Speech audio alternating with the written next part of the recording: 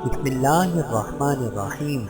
السلام علیکم ورحمۃ اللہ وبرکاتہ۔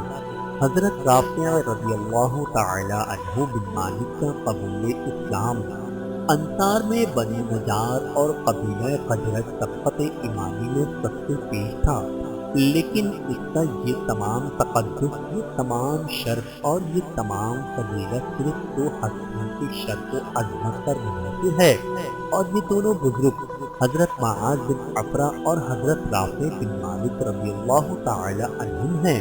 قبیلہ خزرج کے 6 آدمی، جن میں یہ دونوں آدمی بھی تھے، عمرے کے غرض سے مکہ گئے تھے۔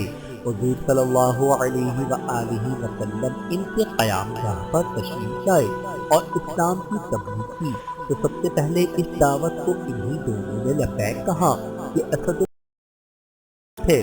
طبقات میں ہے کہ صرف 2 شخص گئے تھے، ان کو حضور کی خبر ملی تو خدمت میں حاضر ہو کر مذہب اسلام اختیار کرنے کا شرف حاصل کیا۔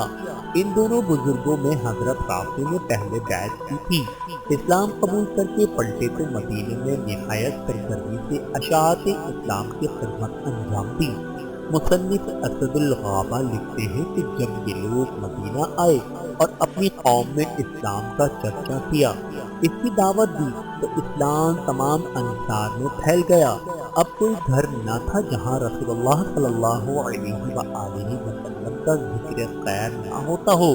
دوسرے سال حضرت رافع 12 آدمیوں کے ساتھ اور تیسرے سال 70 آدمیوں کے ساتھ مکہ گئے، اور اس اخیر بیعت میں بنو ذریق کے نقیب منتخب ہوئے۔